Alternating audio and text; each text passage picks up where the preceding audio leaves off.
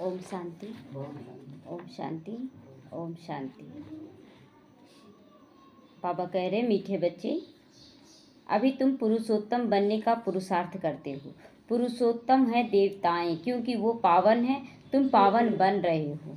बाबा कहते ना, अभी हम कोई भी पुरुषोत्तम नहीं है, कोई भी नहीं है, क्योंकि अभी हम लोग पुरुषार्थ कर रहे हैं, पुरुषोत्तम बनने का पुरुषार्थ कर रहे हैं। और जो देवता हैं वो तो संपूर्ण बन चुके हैं। तो इसीलिए बाबा कहते हैं कि तुम पुरुषोत्तम बनने का पुरुषार्थ करते हो। और पुरुषोत्तम केवल देवताएं हैं, क्योंकि वो संपन्न और संपूर्ण स्थिति में हैं। हम लोगों का लास्ट स्टेज संपन्न और संपूर्ण का होगा, अभी नहीं है। अभी बीच बीच में कोई ना कोई विकार निकलता रहेगा अचानक से ही। और हम लोग ये नहीं कहेंगे कि हाँ ये ऐसा क्यों किया, ये ऐसा क्यों किया, क्योंकि सब उसी रास्ते से होकर गंदगी से आए हैं। प्रश्न है, बेहद के बाप ने तुम बच्चों को शरण क्यों दी? उत्तर है, क्योंकि हम सब रिफ्यूज के डब्बे में पड़े हुए थे। रिफ्यूज माना कचड़े के डब्बे में पड़े हुए थे। बाप हमें कचड़े के डब्बे से निकाल कर गुलगुल बना रहे हैं।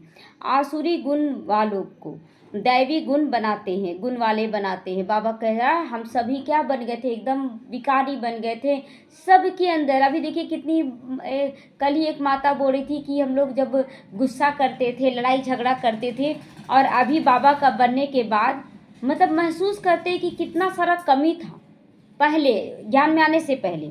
और अभी भी अगर मतलब पहले तो दूसरों पर दोष लगाते थे, अब क्या है ना कि अपने ऊपर अटेंशन रहता है कि नहीं यहाँ पर हम गलत कर दिए, यहाँ हम गलत कर दिए। अब कोई दिखाए हमें या ना दिखाए कि हाँ आपकी गलती है, लेकिन ज्ञान मार्ग में आने के बाद हमें अपनी गलतियों का एहसास तुरंत हो जाता है कि हाँ हमसे गलती हुआ। अंदर ही अंदर लगता है ना कि पहले बोलते थे तुम्हारे कारण, ये सोच सोच के ये होते थे, और अब के मेरे कारण ऐसा सोच सोच के भारी होते हैं।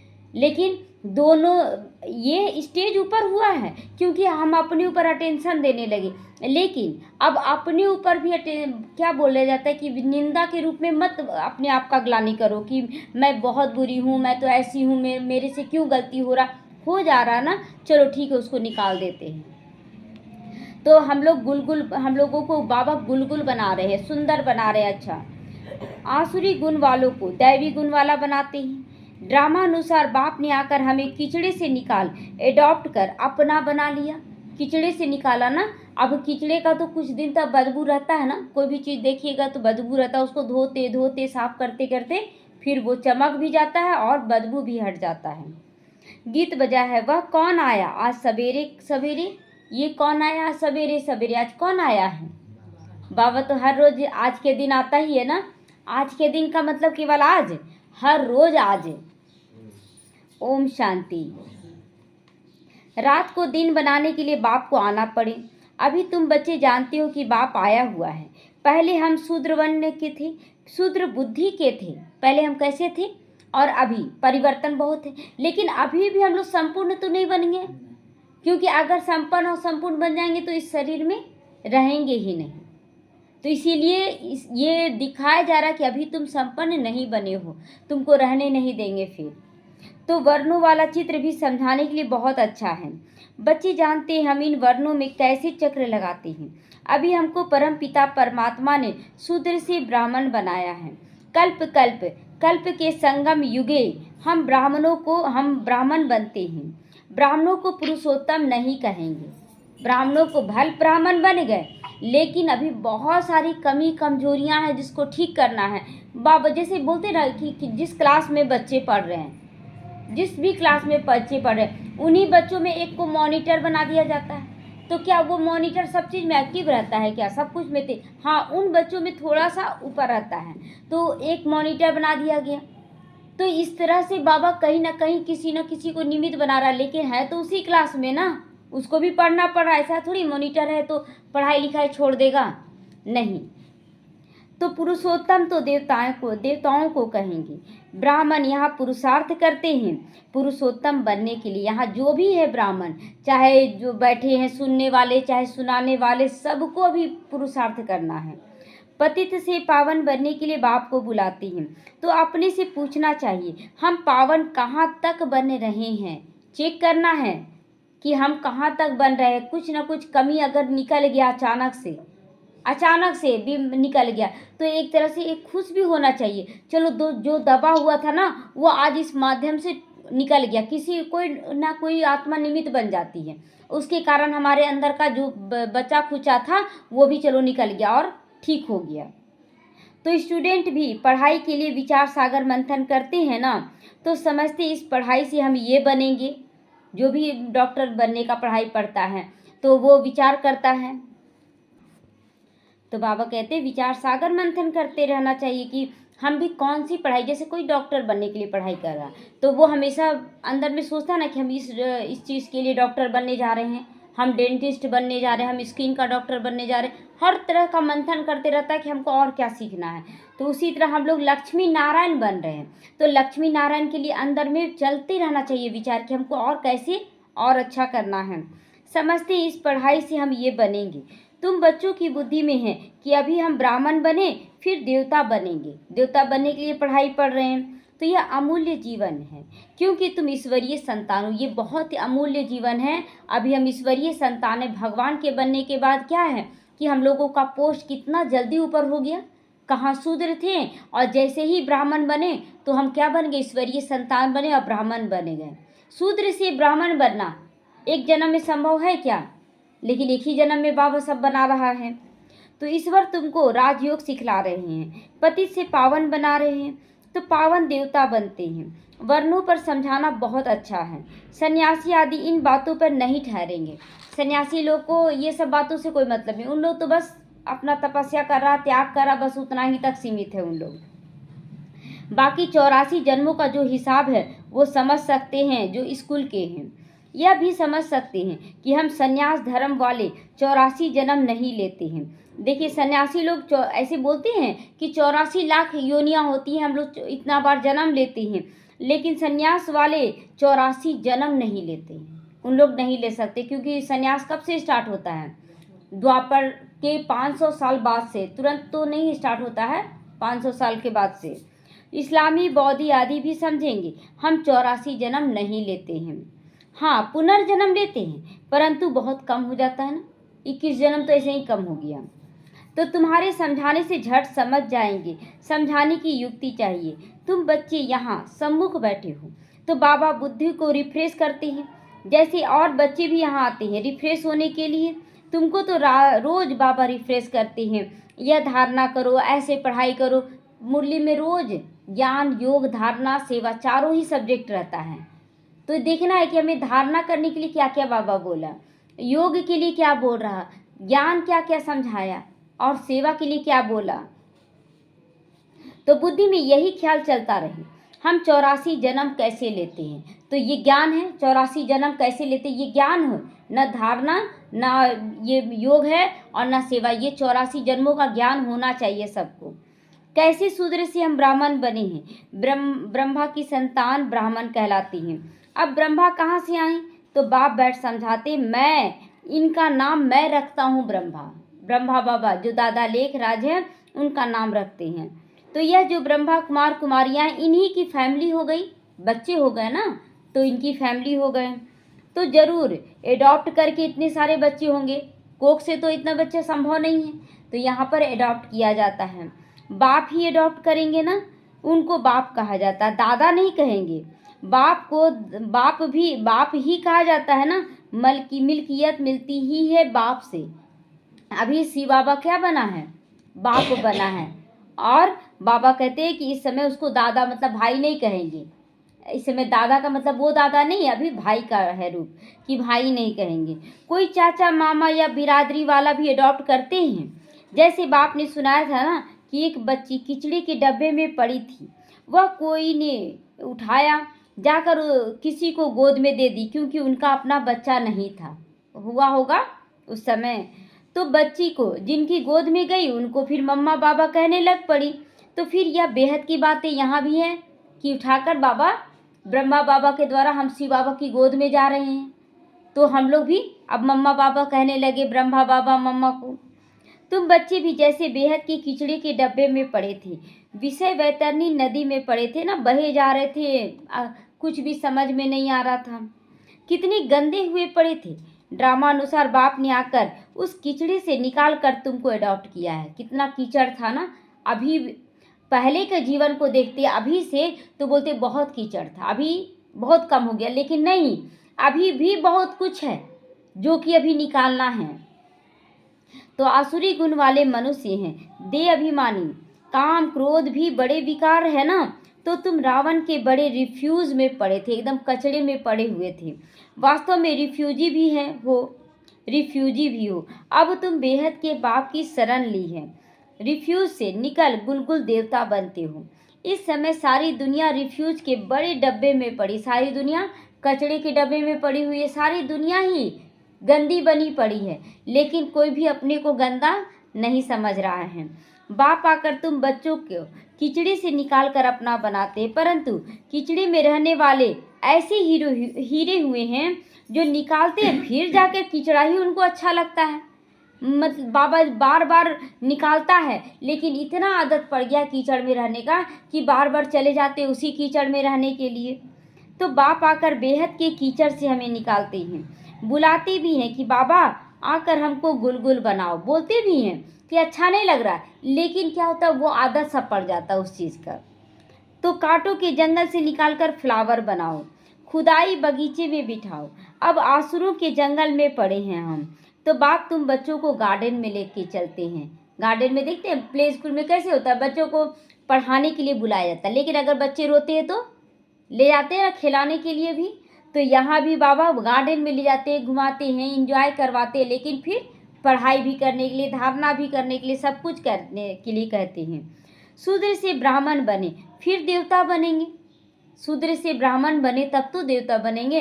तो ब्राह्मण जीवन में क्या होता है कि पहले ये ठीक कर दो, बाबा ठीक भी करता है, क्योंकि अगर एंजॉय नहीं कराएगा ना तो बच्चे ठहरते नहीं हैं, भाग भाग जाते हैं। जैसे छोटे बच्चे होते हैं, एक दिन हुआ, 2 दिन हुआ, देखा हाँ यहाँ तो बहुत अच्छा लग रहा है, तो फिर धीरे धीरे एडजस्ट हो जाते हैं। उसी तरह हम बच्चों का भी है। तो यह देवताओं की राजधानी है, ब्राह्मणों की रजाई नहीं होती है राजाई।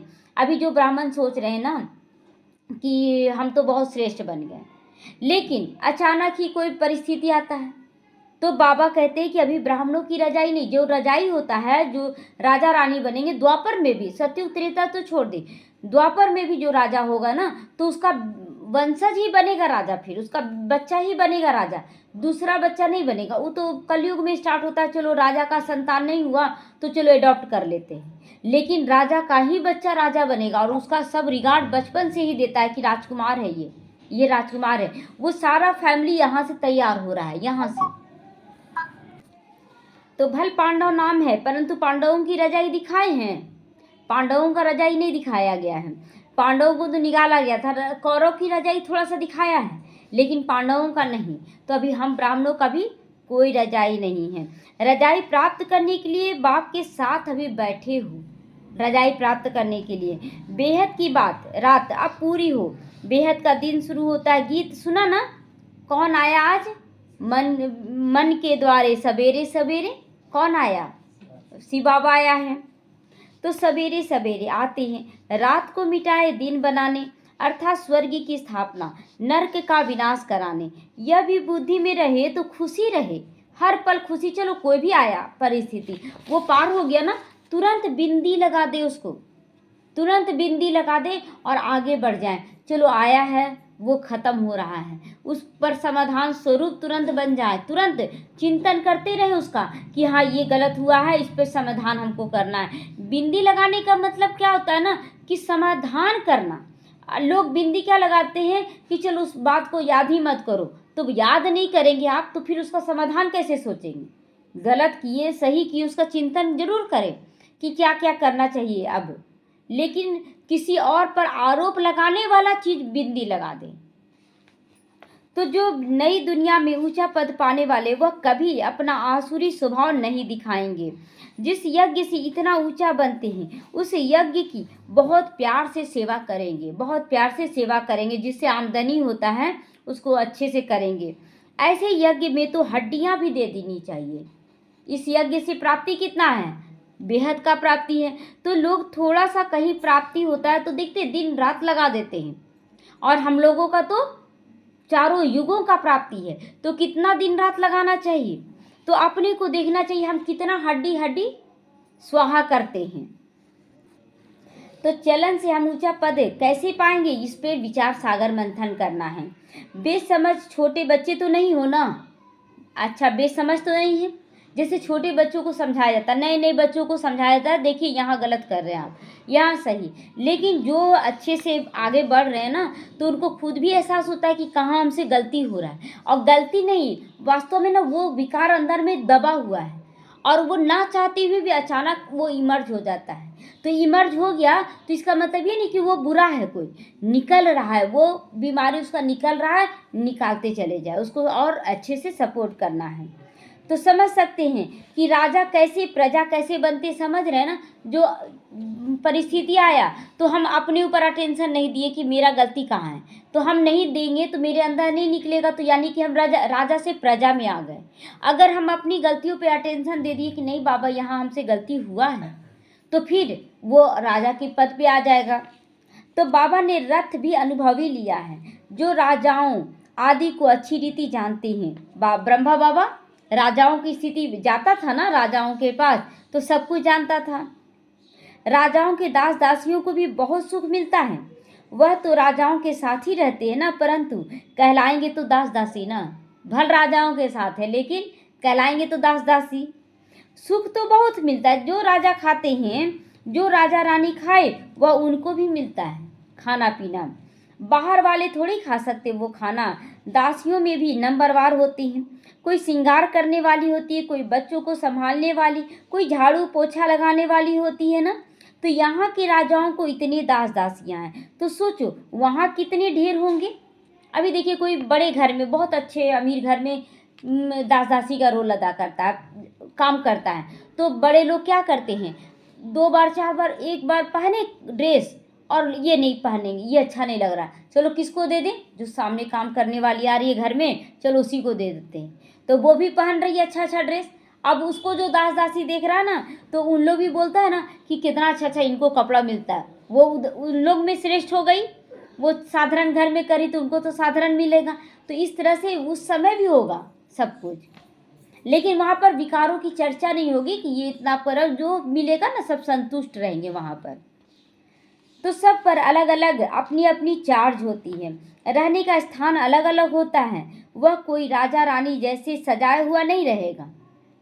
ताज में भी, ताज देखिए सतयुग में रहेंगे दास दासी भी ताजधारी, ताज सब कोई पहनेंगे, लेकिन जो महाराजा महारानी रहेंगे उनका ताज अलग रहेगा, बड़ा रहेगा।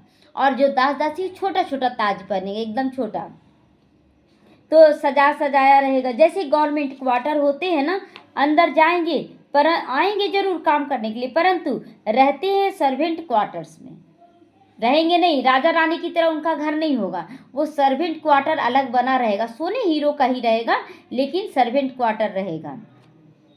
तो बाप अच्छी रीति समझाते हैं, अपने ऊपर रहम करो। अपने ऊपर रहम क्यों बाबा बार बार बोल रहा है, क्योंकि जो करना अभी करना है ना, फिर कर पाएंगे कुछ भी, जो फिर मिल गया पद वो कल्प कल्प का हो गया। तो हम ऊंचे से ऊंचा बने, हम अभी शूद्र से ब्राह्मण बने हैं, अहो सौभाग्य, ये तो बहुत बड़ा सौभाग्य है कि चलो शूद्र से हम ब्राह्मण बन गए, बाबा के बच्चे बन गए। लेकिन केवल ब्राह्मण बनना हमारा लक्ष्य नहीं है, ब्राह्मण से संपूर्ण और संपन्न देवता बनना ये लक्ष्य है। तो फिर देवता बनेंगे।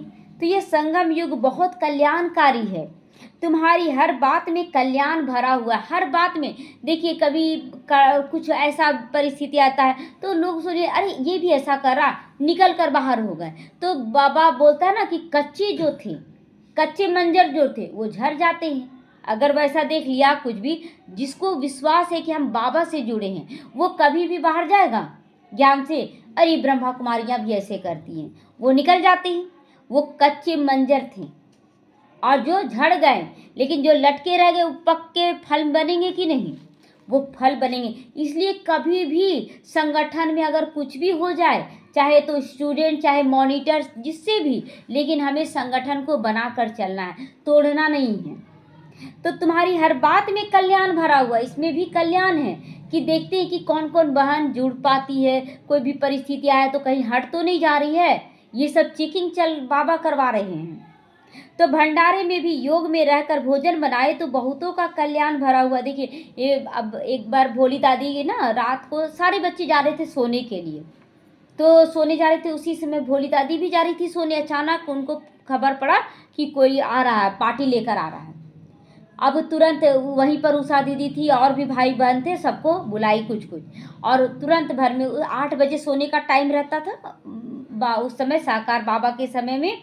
और 8 बजे सोने ना जाके कढ़ी बनाई, चावल बनाई, बैगन आलू का सब्जी बनाई, रोटी बनाई, और पूरा 11 बजते बजते तैयार। उधर से भाई बहन आए, सोचे पता नहीं अब इतनी रात हो गया, इतना कोई खाना मिलेगा कि नहीं, अब सब तो सो भी गए होंगे। लेकिन जैसे ही आते हैं इतना वैरायटी खाना सोची बन के तैयार है। और जब उन लोग खाएं तो क्योंकि दूर दूर से सफ़र से आए थे ना, खाकर एकदम तृप्त महसूस की। तो गया कि नहीं दुआ, दुआ गया ना। तो बाबा कहते बहुतों का कल्याण भरा हुआ है। श्रीनाथ द्वारे में भोजन बनाते हैं बिल्कुल ही साइलेंस में, लेकिन योग युक्त स्थिति में हमें भोजन बनाना है। श्रीनाथ याद रहता है। भक्त अपनी भक्ति में बहुत मस्त रहते हैं। तुमको फिर ज्ञान में मस्त रहना चाहिए। कोई भी कर्म करो बहुत अच्छे से याद में बनाओ।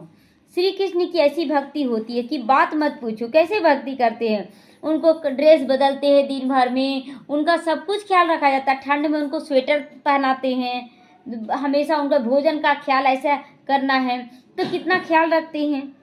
तो वृंदावन में 2 बच्चियां हैं, पूरी भक्तिन है, कहते हैं बस हम यहीं रहेंगी। बाबा का देखा हुआ है ना, ब्रह्मा बाबा का सब कुछ, तो वो सब कुछ बताते रहता है बीच बीच में।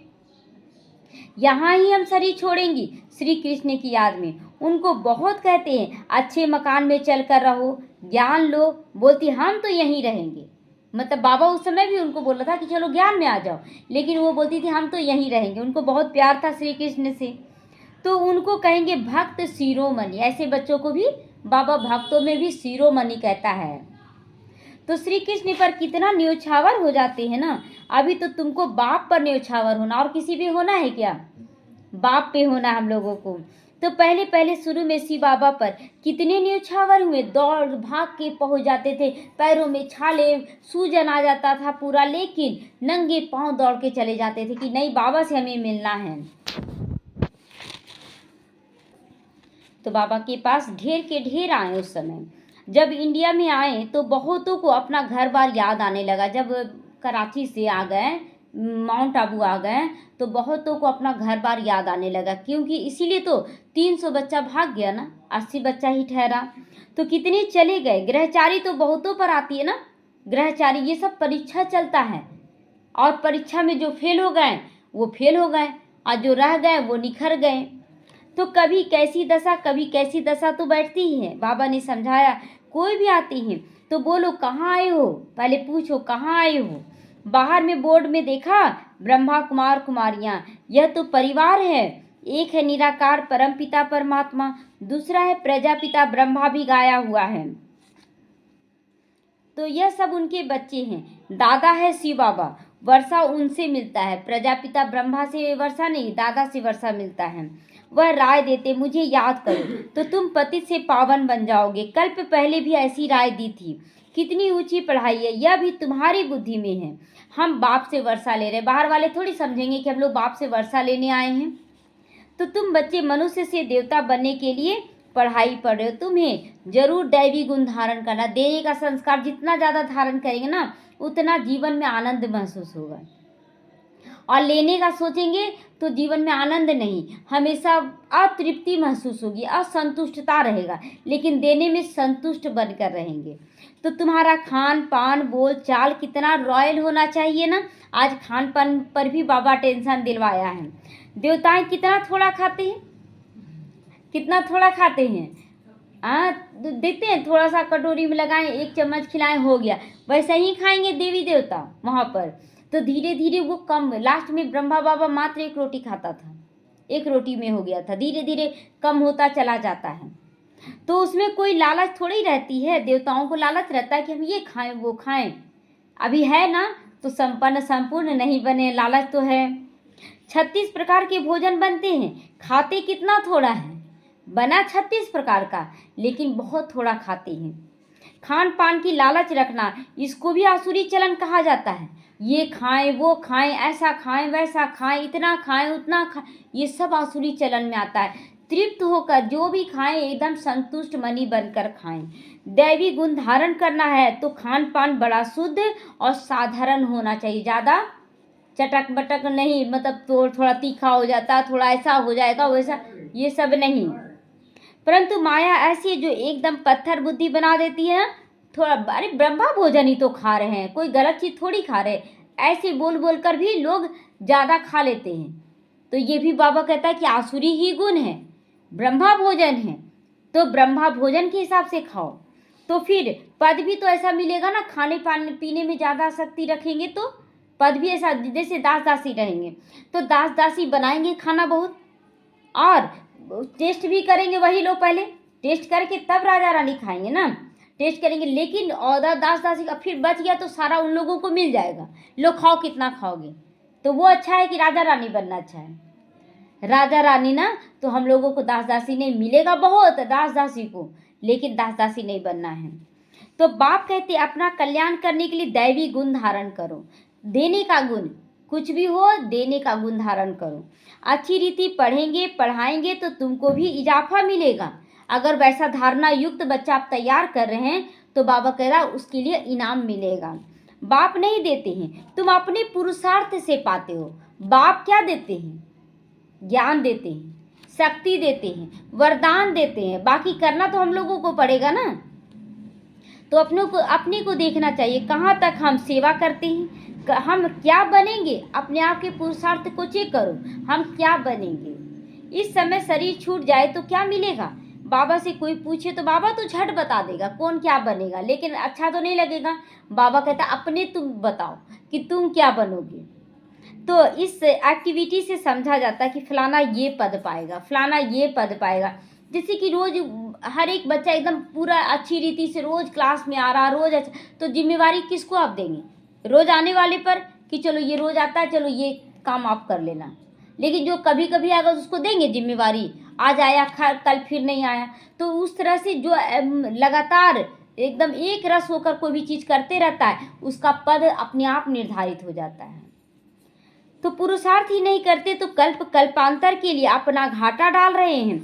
अच्छी सेवा करने वाले जरूर अच्छा पद पाएंगे। अच्छी सेवा करने वाले अंदर में मालूम पड़ता है कि ये दास दासी जाकर बनेंगे, तो बाहर से कह नहीं सकते हैं ना कि आप दास दासी बनोगे, ऐसा बोलेंगे, लेकिन अपने अंदर महसूस करना है। मुरली सुनते सुनते समझना है कि हम क्या बनेंगे। तो स्कूल में भी स्टूडेंट समझते हैं कि हम सीनियर बनेंगे या जूनियर बनेंगे। यहाँ भी ऐसे हैं, सीनियर जो होंगे वह राजा रानी बनेंगे, जूनियर जो होंगे वो कम पद पाएंगे।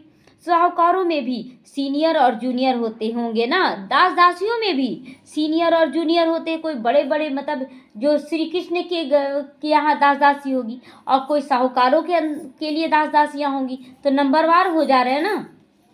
तो सीनियर वालों का दर्जा ऊंचा होता है। झाड़ू लगाने वाली दासी को भी कभी अंदर महल में आने का हुक्म नहीं रहता है। वहाँ बाहर जो झाड़ू लगा रही हैं उनको अंदर आने का तो हुक्म नहीं रहेगा। इन सब बातों को तुम बच्चे अच्छी तरह से समझ सकते हो कि हमें कौन सा पद पाना है। तो पद पाने के लिए एक्यूरेसी आना चाहिए हर चीज़ में। पिछाड़ी में और भी समझते जाओगे कौन क्या पद पाएंगे, वो अपने आप देखते जाएंगे ना कि सबका पुरुषार्थ कैसा होते जाएगा। ऊंचा बनाने वालों का फिर रिगार्ड भी रखना होता है। जो ऊंचा बता रहे हैं, समझा रहे हैं, तो उनका रिगार्ड भी हमें रखना चाहिए कि हाँ बहुत अच्छे से समझाने दे रहे हैं। देखो कुमारका का वो सीनियर है तो रिगार्ड रखना चाहिए। बाबा समय समय पर हर एक चीज़ बताता था। जैसे कोई नहीं रखा होगा रिगार्ड उस समय, दादी प्रकाश मणि का, ब्रह्मा बाबा तो चले गए थे शरीर छोड़ के, तो दादी प्रकाश मणि हेड बनी। अब उनका कोई रिगार्ड नहीं रखा होगा तो उसी पर बाबा ये मुरली चलाया कि देखो कुमार का सबसे सीनियर है, तुमको उसका रिगार्ड रखना चाहिए। तो जहाँ जहाँ जो भी निमित्त है हमें उसका रिगार्ड, क्योंकि बाबा ने बिठाया उनको। तो बाप बच्चों को ध्यान खिंचवाते हैं, इन सब बातों पर भी बाबा ध्यान खिंचवाता है कहाँ मिस्टेक हो रहा है। जो बच्चे महारथी है उनका रिगार्ड तो रखना ही पड़ेगा, उनका रिगार्ड जरूर रखो। रिगार्ड नहीं रखते तो अपने ऊपर पाप का बोझा चढ़ा लेते हैं। अगर रिगार्ड नहीं रखते हैं तो पाप का बोझा चढ़ जाता है। तो यह सब बातें बाप ध्यान में देते हैं। बड़ी खबरदारी चाहिए, नंबरवार किसका रिगार्ड कैसे रखना चाहिए। बाबा तो हर एक का जानते हैं ना, किसका रिगार्ड रखना चाहिए। किसी को कहें तो ट्रेटर बनने में भी देरी ना करें। अगर किसी को भी कह दें कि तुम्हारे से ये गलती हो रहा है तो ट्रेटर बन जाते ना, नहीं ये ऐसा कर रहा है, वो ऐसा कर रहा है, हम इसलिए ऐसा कर रहे हैं, ट्रेटर बन जाते, अपना गलती दूसरों पर मढ़ देते हैं। फिर कुमारियाँ, माताओं आदि पर भी बंधन आ जाते हैं, सितम सहन करने पड़ते। आज बहुत सुंदर एक राज भी बाबा आगे खोला है। बहुत करके माताएं ही लिखती है, बाबा हमको बहुत तंग करते हैं युगल, बहुत तंग करते हैं, हम क्या करें। पूछती है ना बांधेलियाँ कि युगले तंग करते तो क्या करें। देखिए बाबा क्या बोला, राज खोला है, बाबा तो जानता है ना। अरे तुम कोई जानवर थोड़ी हो जो तुमको जबरदस्ती करेंगे। तुमको अंदर में दिल है तब पूछती हो क्या करें। मतलब अंदर में कहीं ना कहीं काम विकार का अंश रहता है। मेरा पति हमको पूरा नहीं करेगा क्या, हमको ऐसे नहीं करेगा। अच्छा ठीक है, आप विकार के लिए थोड़ा सा आपका डिटैचपन आ गया, लेकिन साथ में घूमेंगे नहीं, पैसा नहीं देंगे, वो पति क्यों बने। आपका विकारी ख्यालात तो उसके प्रति चल रहा। कहने का मतलब जब आप आत्मा का ज्ञान हमें मिल गया है तो पूरी तरह से डिटैच हो जाए, तब जाके बाबा बंधन मुक्त करता है। तो इसीलिए बाबा राज खोल रहा है कि तुम जानवर नहीं हो जो तुमको बांध कर रखेंगे। कहीं ना कहीं तुम्हारा कहीं ना कहीं मोह काम क्रोध बसा हुआ है, जिसको उस आत्मा को निमित्त बना के निकलवाया जा रहा है। तो अंदर में दिल है तब पूछती हो क्या करें। इसमें तो पूछने की बात ही नहीं है। तुम अपने अंदर चेक करो कि मेरे अंदर कुछ भी नहीं रहना चाहिए, किसी के प्रति कोई आसक्ति नहीं। आत्मा अपना ही मित्र अपना ही शत्रु बनती है, अपना ही मित्र। अभी मोह जाल में खुद ही फंसे हुए हैं और बोलेंगे परिवार ऐसा है, ये ऐसा। कोई किसी का दोष नहीं है, बंधने वाले हम खुद हैं। तो हम अपना ही मित्र अपना ही दुश्मन बन रहे हैं। तो जो चाहे सो करो, करें। ये तो बाबा छोड़ दिया है कि जाओ जो फल पाना होगा पाओगे। पूछना माना दिल है कि ऐसा हो जाए। मुख्य बात है याद की, याद से तुम पावन बनते जाते हो। यह लक्ष्मी नारायण नंबर 1 पावन है ना। तो मम्मा कितनी सेवा करती थी, ऐसा कोई कह न सके। हम मम्मा से भी होशियार है। देखिए मम्मा एक बार बहुत मॉडर्न थी, लेकिन जब ज्ञान में आई तो कितना साधारण रही। एक पिन तक साड़ी में कभी नहीं लगाई। साड़ी पहने हुए देखिए ना उनको, एक पिन तक नहीं लगाई। एक गार्डर कभी नहीं बाल में लगाई। चाहे तो आप खुला उनको देखे होंगे, चाहे तो जूड़ा में देखे होंगे, लेकिन कभी नहीं। या गुत्था भी किए तो गार्डर नहीं लगाती थी वो। कितना अनासक्त हो गई। आज हम लोगों का है वैसा। तो मम्मा जैसा हम हैं, चेक करना है कि कहाँ कहाँ तक बने हैं। तो मम्मा से भी होशियार है। कोई कोई बच्चे बोलते हैं हम तो उनसे भी होशियार हैं। मम्मा ज्ञान में सबसे तीखी थी। योग की कमी अभी बहुतों में है, याद में नहीं रह सकते हैं। याद नहीं करेंगे तो विक्रम विनाश कैसे होगा। लॉ कहता है पिछाड़ी में याद में ही शरीर छोड़ना चाहिए। इतना याद पक्का करें कि याद में शरीर छोड़े। शिव बाबा की याद से ही प्राण तन से निकले। एक बाबा के सिवा और कोई भी याद ना आए। कहाँ भी आसक्ति ना हो, कोई भी चीज़ में आसक्ति ना हो, कुछ में भी नहीं। यह प्रैक्टिस करनी होती। हम अशरीरी आए थे, फिर अशरीरी होकर जाना है। बच्चों को बार बार समझाते रहते हैं बाबा, बहुत मीठा बनना है, दैवी गुण भी होने चाहिए। दे अभिमान का भूत होता है ना, दे अभिमान का भूत होता है। इतना तरह का विघ्न आया था ना जब ज्ञान में चलते थे। चांदी का ही रहता था ना, क्या बोलते भूल गए नाम भी, जो सिंदूर रखा जाता है ना, किया। हाँ, तो वो चांदी का था। उसको पैर से दाब दाब के एकदम टेढ़ा कर दिए थे कि सिंदूर नहीं, सिंदूर पूरा गायब कर देते थे कि लगाएगी ही नहीं सिंदूर। और अभी वही देखिए, वही है ना। मतलब कहने का जब तक हमारे अंदर विकार था उनके प्रति कुछ ना कुछ लेने का भाव होगा, अंश मात्र भी होगा, वो विकार आता रहा, वो विरोध होता रहे। लेकिन जैसे जैसे समाप्त हो गया, अभी देखिए वही है कि सब कुछ ठीक है, जैसे भी रहे, जैसे भी वो बहुत अच्छे। अब लगता है ना कि जैसे पिछले जन्म में ना वो बच्चे होंगे और हम लोग पूर्व उस समय भी बड़े होंगे। इस समय वो रोल में आ गए। जो थी पत्नी मेरी, वह जो थी माता मेरी, वही फिर पत्नी बनी, वही फिर मेरी भगनी और बेटी बनी। कैसा रिश्ता है। ये गाना आप सुनिएगा। कि जिनके थे हम पिता उन्हीं को पिता बनाना पड़ा। अब जानते महसूस होता है कि वो एक छोटा सा बच्चा ही है, बच्चे के जैसा लगते हैं, उनको ट्रीट करते हैं, समझाते भी डांटते भी, हर चीज़ में रेस, हमसे क्यों नहीं बोला वो, हमसे ऐसे क्यों नहीं किया, हैं बहुत समझदार, लेकिन अब आंतरिक रूप से महसूस करते कि वो एक बच्चे हैं। तो अब घृणा नहीं आता है, और पहले लगता था कि मतलब कुछ समझते नहीं है, क्यों नहीं समझते हैं, गंदगी हमारे अंदर था। तो देह अभिमान का भूत होता है ना, अपने पर बहुत ध्यान रखना है, बहुत प्यार से चलना है। बाप को याद करो और चक्र को याद करो। चक्र का राज किसको समझाएं तो वंडर खाएंगे ना, ये चक्र का राज ही हुआ ना, कि कैसे कैसे हम लोग जन्म लिए, और अभी हम लोग समझ रहे हैं, बाहर वाले ये नहीं समझेंगे क्या क्या इन लोग बोलती है।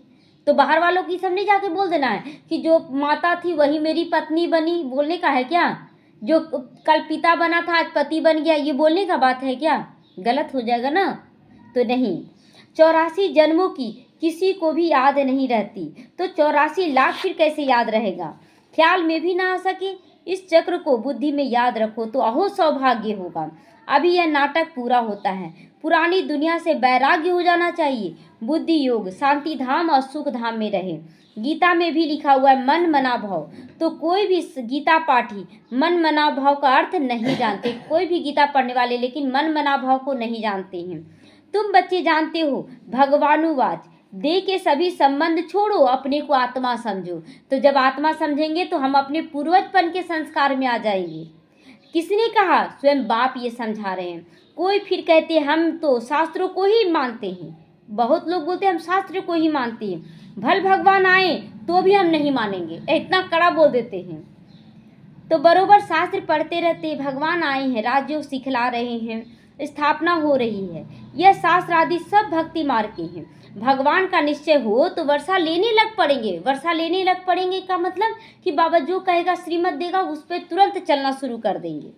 तो फिर भक्ति भी उड़ जाती है, खत्म हो जाती है ना, भक्ति क्यों करे फिर। परंतु जब निश्चय हो तब भक्ति छोड़ना है। अब निश्चय नहीं है और हम कह दे कि आप भक्ति छोड़ दो तो फिर गलत हो जाएगा। देखो यहाँ छुड़ाया जाता है।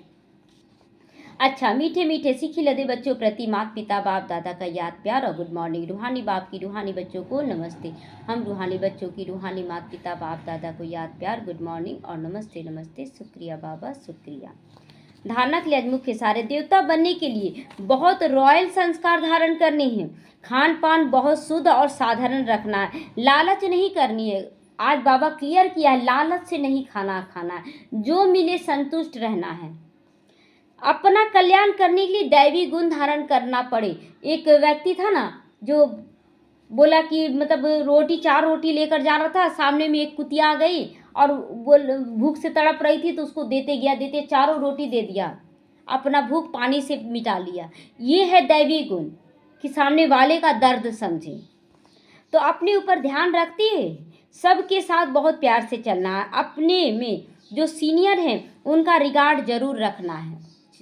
थोड़ा सा अगर डांट भी दे, समझानी भी दे, सावधानी भी दे तो भी रिगार्ड रखना चाहिए। क्यों? क्योंकि हमारे कल्याण के लिए बोला गया। अगर किसी और को भी डांटा गया तो उस बीच में ये भी देखना कि मेरी स्थिति तो खराब नहीं हुई। ये सब चेकिंग चलता है कि अगर उस स्थिति में कि ये भी ऐसा कर दिए तो फिर आप ढील गए। हमें साक्षी दृष्टा होकर शांत होकर करना है कि कोई कुछ भी हो रहा है, हमें देखना है कि वो सीनियर है, अगर उनको कुछ समझ में आए तो बाबा उनका जिम्मेवार है। हम अपने अंदर संकल्प विकल्प ना चलाएं। तो बाबा कहते हैं कि आप उनका रिगार्ड रखना जरूर है, बहुत बहुत मीठा बनना है। क्योंकि कुछ अंश तक बाबा टीचरों के लिए भी मुरली चलाया है कि वो कुछ डांट सकते, लेकिन स्टूडेंट आपस में देह भान में आकर लड़ाई झगड़ा ना करें, गुस्सा आदि ना करें। तो देह अभिमान में नहीं आना है। वरदान है, बीती हुई बातों को रहम दिल बनकर समाने वाले शुभ चिंतक बनो। बीती हुई जो बात हो गई है उसको क्या करना, अपने अंदर समा लेना, उसको दोबारा दोहराना नहीं है, खत्म कर देना है। तो वैसे बच्चों को बाबा कहता शुभ चिंतक बनना है। यदि किसी की बीती हुई कमजोरी की बातें कोई सुनाए तो शुभ भावना से किनारा कर लो, छोड़ दो, उसको किनारा कर लो। हमको किसी का कमजोरी नहीं देखना है। व्यर्थ चिंतन या कमजोरी की बातें आपस में नहीं चलनी चाहिए। इधर बातें देखो ये भी ऐसा करा, वो भी ऐसा नहीं है। हर एक का अभी पुरुषार्थ चल रहा है। तो बीती हुई बातों को रहम दिल बनकर संभालो, उसको बार बार ओपन मत करो। समा कर शुभ भावना से उस आत्मा के प्रति मनसा और सेवा करो कि बाबा बहुत अच्छे से और करें, बहुत अच्छे से और करें। भले संस्कार के वश कोई उल्टा कहता है, करता है या सुनता है तो उसे भी परिवर्तन करो। कोई अपने संस्कारों के वशीभूत होकर कोई गलत सुन लिया तो ये हमारे अंदर कमी है कि हम समा नहीं पा रहे हैं, हम उस बात को समझ नहीं पा रहे हैं। तो हमारे अंदर भी कमी है दुख लेने का। कोई दुख दिया और हम दुख ले रहे हैं तो गलती किसका? अपना है ना। बाबा तो जब इतना साल हो गया और जब बाबा का रिगार्ड हम नहीं रख पा रहे कोई भी आज्ञा का, तो हमारे अंदर गलती। तो बाबा कई बार समझाता है, कई बार फिर मुरली में ही धर्मराज का रूप दिखाता है कि नहीं, कि नहीं तुम ऐसा करोगे तो हम डंडे से भी मारकर तुमको ले जाएंगे, तुम्हारे साथ ऐसा होगा। बोलते हैं ना बाबा। क्यों? क्योंकि बहुत साल से समझा रहे समझ ही नहीं रहा बच्चा, तो उसको तो डांटेंगे ना।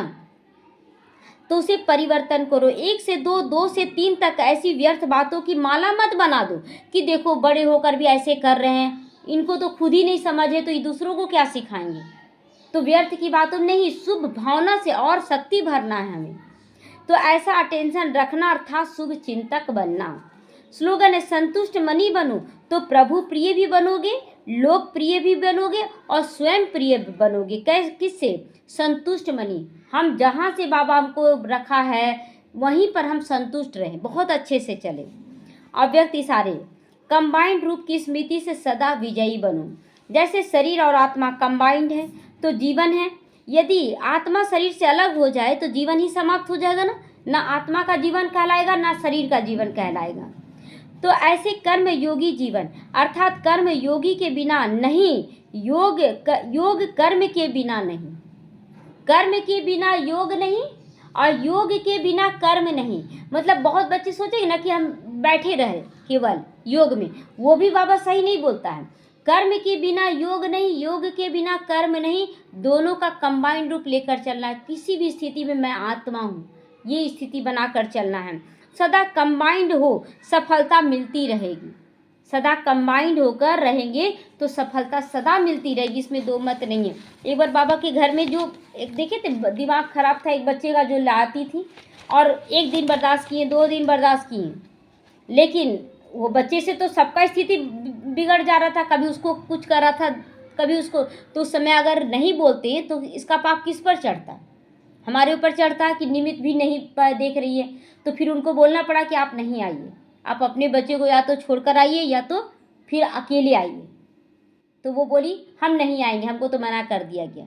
नेगेटिव फैलाई, लेकिन हमें उसमें नहीं फंसना है। नेगेटिव भी फैलाए, उस समय डांटना भी जरूरी था कि आप लेकर आते। कभी मुरली सुनने में तंग कर रहा बच्चा, कभी कुछ कर रहा था, तो ये सब प्रैक्टिकल। तो इसलिए ये भी पाप चढ़ता। अगर एक आत्मा के चलते सबका ध्यान डिस्टर्ब हो रहा तो ये सबका रिगा पाप का बोझा निमित्त कि आप क्यों नहीं बोले।